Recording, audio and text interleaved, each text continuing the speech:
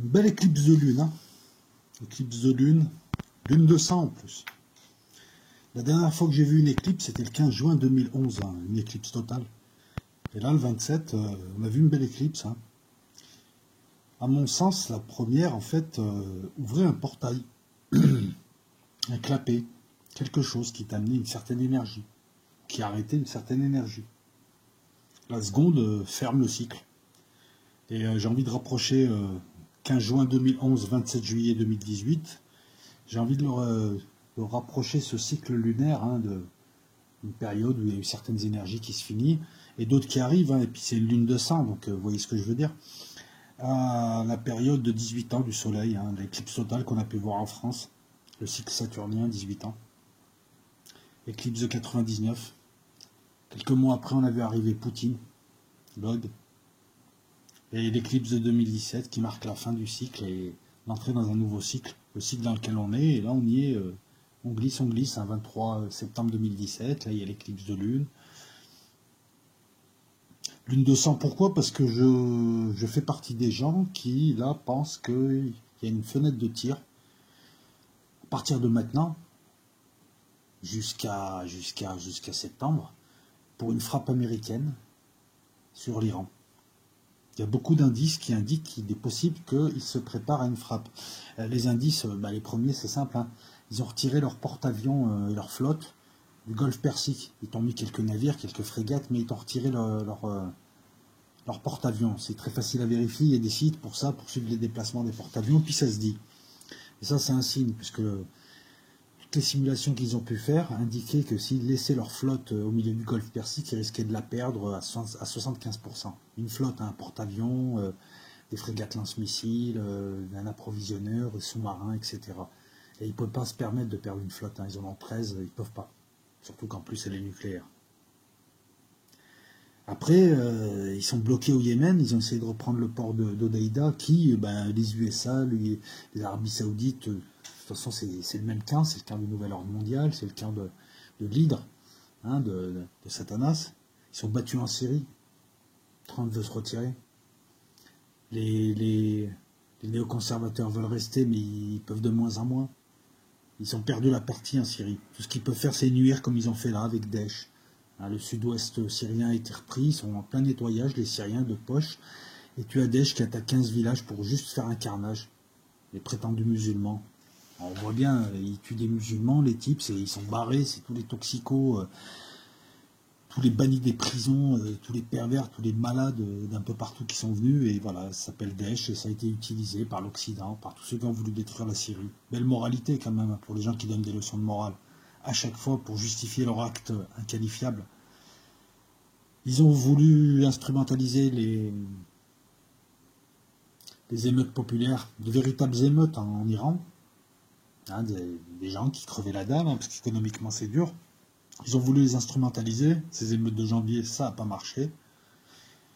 Et d'habitude, lorsqu'on regarde leur mode opératoire, on s'aperçoit que lorsque certains foyers s'apaisent ou lorsque ça s'est bloqué quelque part, ils essayent de passer ailleurs.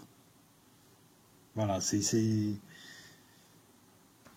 Trump, le pantin belliqueux de Netanyahou, le type qui a dénoncé un traité multilatéral, qui a affaibli le droit international, le cache-sexe du néo-impérialisme, qui est juste là pour détruire, piller, voler hein, depuis 2001. Hein. De toute façon, les néocons sont là depuis 2001 et on a vu ce que ça donnait comme politique. Hein. La guerre permanente, la destruction, les menaces, aucun respect pour personne, même pas pour leurs vassaux. Enfin, lui, il est allé jusqu'au bout. Pantin imprévisible, hein, parce qu'il a voulu jouer le dur avec la Corée, ils lui ont rappelé que c'était l'Iran et le Moyen-Orient. Prétendu machin, hein, je vous rassure, c'est pas lui. Hein. C'est même certain. Lui, c'est plutôt l'antéchrist avec ses cheveux, là, couleur carotte. Je pense qu'il va déclencher des frappes, ouais. Israël fait pression, d'autres font pression, il veut déclencher des frappes. Comme il ne peut pas taper la Corée, hein, c'est pas possible, il y a la Chine derrière, il va taper l'Iran. Comme il sait que ça va être un bain de sang s'ils essayent de débarquer, ça va être des frappes à coups de missiles. Et on va voir la défense anti-aérienne iranienne riposter si ça se fait, mais en tout cas ça va déclencher un carnage parce que les Iraniens vont balancer tous leurs missiles. Je pense qu'ils vont viser Israël. Et puis les guerres de Gog et Magog, c'est parti en avant de Guingamp. Et on va avoir cette fameuse prophétie d'Édom contre la Perse. Jusque-là, la technique de Trump, c'était de bluffer, de menacer, de tweeter à mort, et puis après, quand il faisait carpette, souvent quand il allait chez les autres, quand il leur parlait en face, il faisait souvent carpette avec Poutine, avec Kim Jong-un, il est tout mielleux. Bizarrement, il est déterminé avec les Iraniens. Alors qu'ils lui ont rien fait. C'est même contraire au peuple américain. Les Américains auraient tout intérêt à discuter avec les Iraniens leur tendent la main. Le pétrole iranien, il y a tout un tas de choses qui les intéressent. Ils pourraient contrer les Chinois. Non, ils les ont offerts aux Chinois, aux Indiens, aux Russes. Enfin, ils les ont offerts. Le pétrole iranien va là-bas, mais les Iraniens ne demandent qu'à faire du commerce. Donc je ne vois pas trop l'intérêt, si ce n'est agir pour un autre pays. Ce que font tous les gouvernements américains, sinon ils butent. Il n'y a pas de porte-avions dans le golfe Persique. Alors, plusieurs points autour. On assiste, oui, donc à une véritable fuite en avant d'Erdogan, régime qui devient autocratique.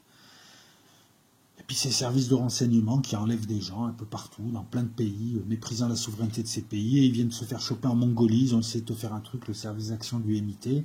Ils se sont fait attraper 5 types qui essaient d'enlever un type. Alors la technique, le mode opératoire, c'est un peu à l'israélienne, mais en raté. C'est 5 types qui te chopent, qui t'enlèvent, qui te mettent dans une camionnette, il y a un avion qui t'attend, tout ça décolle. Bon. Ça a foiré en Mongolie. Mais Erdogan qui pratique de plus en plus cette fuite en avant, qui se met tout le monde à dos finalement, et c'est une politique à court terme, parce que même s'il y a une partie de la population avec lui, ça ne va pas durer, surtout qu'économiquement, ça ne va pas être la joie. Et il va faire comment ensuite? Là, il est au bout du bout, c'est une impasse. Après, moi, j'aimerais attirer l'attention aussi sur les migrants syriens. L'essentiel des migrants syriens sont dans des pays arabes, notamment le Liban, l'Égypte, la Jordanie. Beaucoup sont en Turquie aussi. Les migrants en Europe, c'est pas les Syriens en majorité, c'est pas des Libyens. Très souvent, ces gens ont de la famille dans des pays arabes, vont dans des pays arabes, c'est plus simple pour eux. Donc même si on a déstabilisé la Libye et la Syrie, c'était pour faire monter des migrants économiques. Parce qu'un migrant politique, quand la situation se calme comme il se passe en Syrie, t'as je ne sais pas combien de centaines de milliers de Syriens qui sont revenus chez eux, voir au moins ce que devenait leur maison, ce que devenaient leurs biens qu'ils ont dû laisser là-bas, ils n'ont pas pu tout emporter. Ces gens reviennent. Quand la guerre s'arrête, quand tu es réfugié politique, au bout d'un moment, on te dit tu peux rentrer chez toi. Mais quand tu es réfugié économique et que tu arrives, c'est très rare qu'on puisse te renvoyer.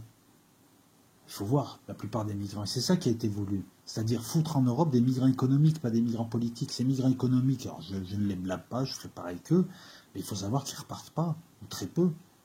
Il faut que le pays de départ soit déterminé, il faut qu'il y ait une convention, il faut qu'il y ait des accords, il y a tout un tas de choses qui se font. Beaucoup ont brûlé leur passeport, on ne sait pas à quel pays ils appartiennent.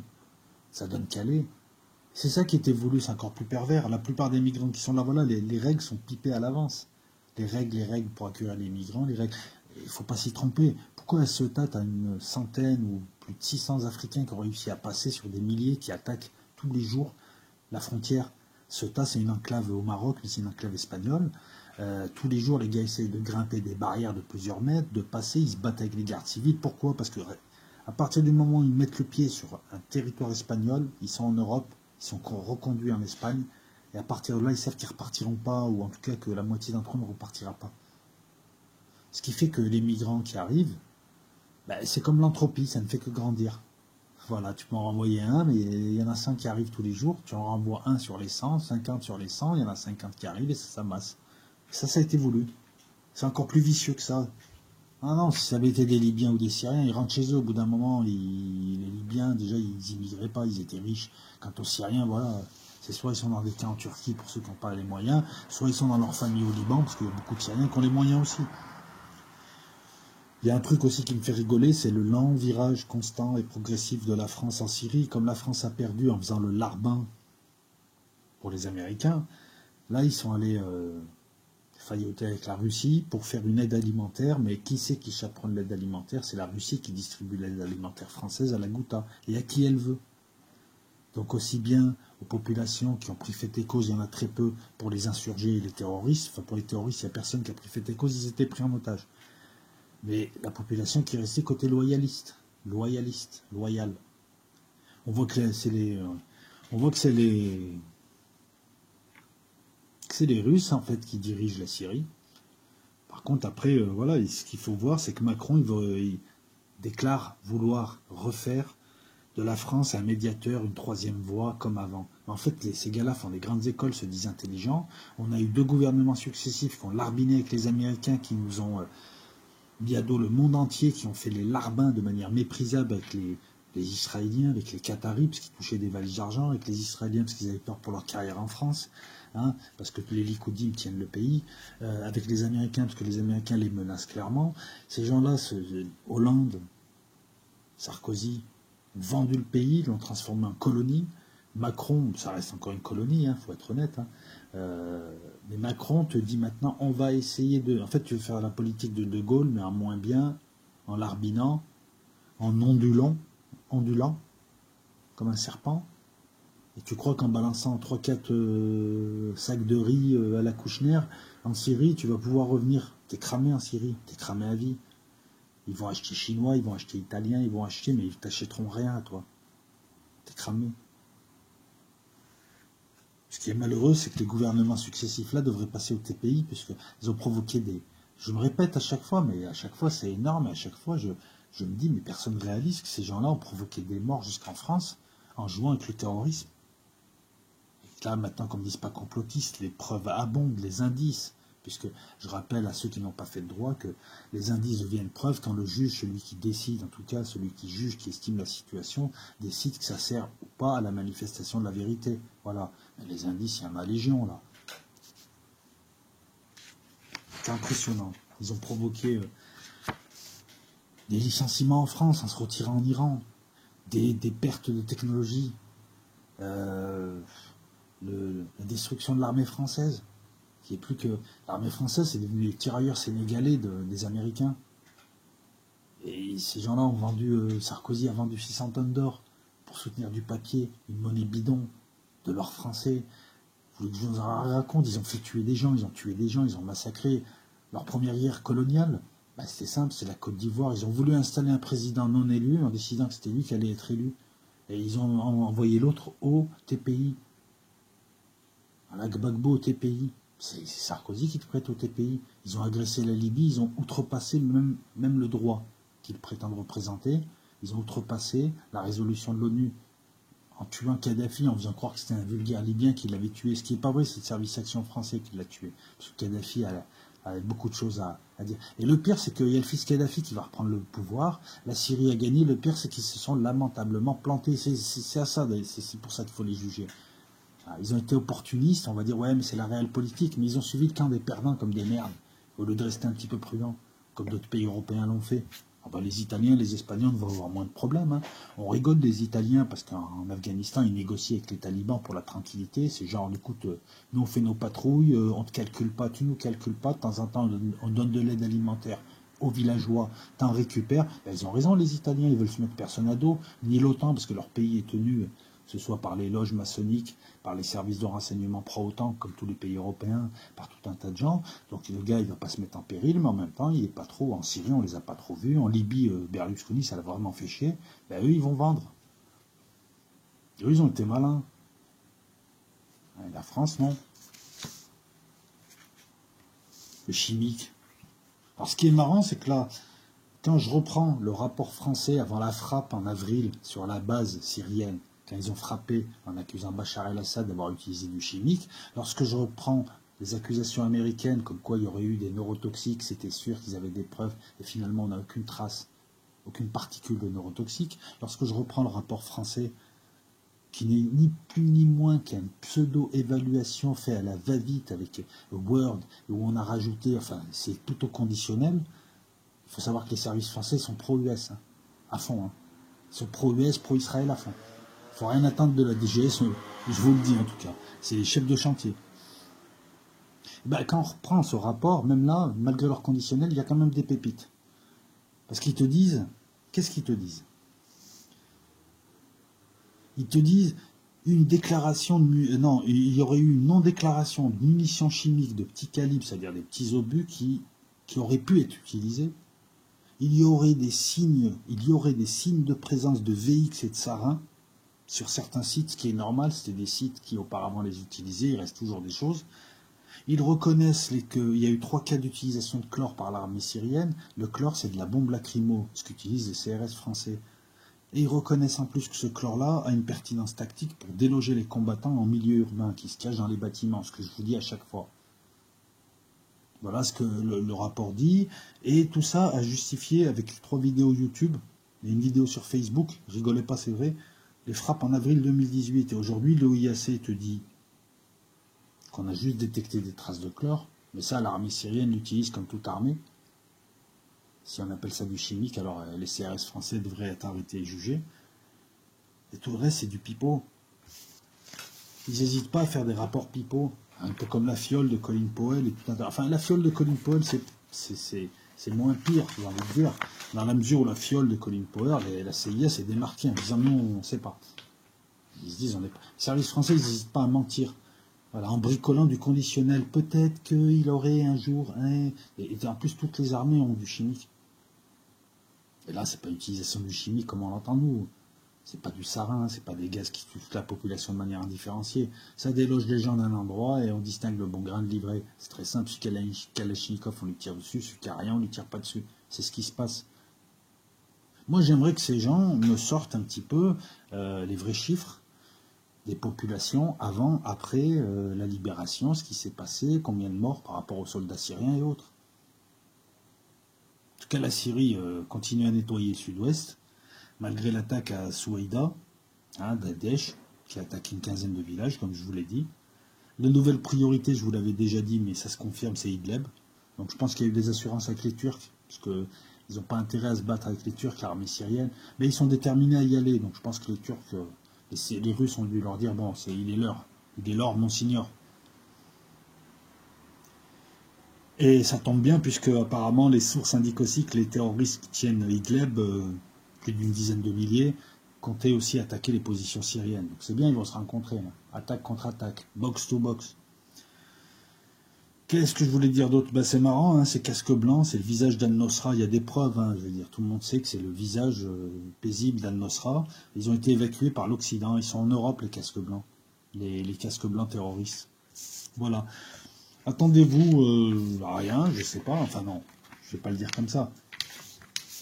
Il se peut qu'il y ait des frappes sur l'Iran, là, en août. Parce que l'autre débile, l'autre taré, va nous emmener dans un cycle de guerre de fou, et on va rentrer dans l'eschatologie. Cette espèce de taré qui est juste un pantin, une marionnette, parce que même économiquement, on a beau raconter des conneries, même économiquement, il détruit l'industrie américaine, dans la mesure où ces taxes et autres, ça fait juste des produits importés plus chers. L'aluminium et l'acier, ils en importent aussi. Ça permet à la Chine, la Chine va les défoncer. Il faut savoir que la Chine entretenait le déficit américain, budgétaire américain, en achetant des T-bonds jusque-là. C'est pour ça que les Américains achetaient aux Chinois. Donc il vient troubler un équilibre en disant, voilà, on achète plus aux Chinois qui nous achètent, je vais monter certains tarifs douaniers. Après, c'est illégal, ils détruisent le droit commercial international, il y a une plainte à l'OMC, encore une fois, ils font ce qu'ils veulent, ils bafouent le droit, ils font ce qu'ils veulent, mais ça va faire perdre plus d'emplois que ça ne fait gagner. Après, méfiez-vous aussi des chiffres qu'on vous donne aux USA, les chiffres économiques, les créations d'emplois. Il faut savoir que là-bas, tu peux créer des emplois avec 0 heure, ou des emplois où le gars est disponible et peut travailler 10 heures dans la semaine, 20 heures. Des faux emplois. Tu crées un emploi, 4 heures dans une journée, c'est compté comme un emploi. Méfiez-vous de ces chiffres bidons du taux du chômage ou autre. Je veux dire, quand tu fais de l'économie, les chiffres, tu leur fais dire ce que tu veux, quoi. Et les USA, ce qu'on voit, c'est qu'il y a beaucoup de gens, en tout cas illettrés, il y a des maladies du Moyen-Âge qui reviennent, et les gens sont complètement teubés, hystériques, gros, obèses. Qu'est-ce que tu veux que je rajoute d'autre? Ils se détruisent des ailes, ils s'entretuent. Quand ils ne s'entretuent pas, ils vivent très loin des autres, dans des pavillons où toutes les maisons se ressemblent et où c'est la norme. Ils vivent à crédit sur le dos du monde, et ça va se finir là. Et c'est pour ça qu'ils ont peur, là. Donc ils accélèrent, ils détruisent de plus en plus. Les Américains, ils sont autodétruits, c'est un faux pays. Il n'y a aucune unité. Et je veux dire, c'est des communautés qui vivent côte à côte, qui se parlent à peine. L'exemple même du type anglo-saxon, les gens se mélangent pas, tu sais, j'ai l'impression, je sais pas, pourtant c'est tous des humains, mais ce côté, ils se mélangent pas, ils restent entre eux, ils se marient entre eux, ils vivent entre eux, voilà, et c'est pas lié à l'économie, puisque tu le vois aussi lorsque les gens vivent bien. Là, tout va s'arrêter de toute façon, parce que s'ils bombardent l'Iran, je pense que les Iraniens riposteront durement et que ça peut se rembraser en Syrie, alors qu'en ce moment, on pensait que la paix et la sécurité allaient regagner la Syrie, puisque Bachar el-Assad a gagné, et Idlib, tout ça, il va les reprendre très très vite, quoi. Surtout si Trump continue fait ce qu'il a à faire, c'est-à-dire quitter la Syrie. Voilà, des petites nouvelles vite fait, une petite vidéo vite fait, hein, je vous l'ai mis en voix off. Je vais vous mettre quelques cartes, quelques images, et puis si vous avez des commentaires ou des liens, parce qu'en ce moment, vous m'envoyez des bons liens, n'hésitez pas à partager. Ciao!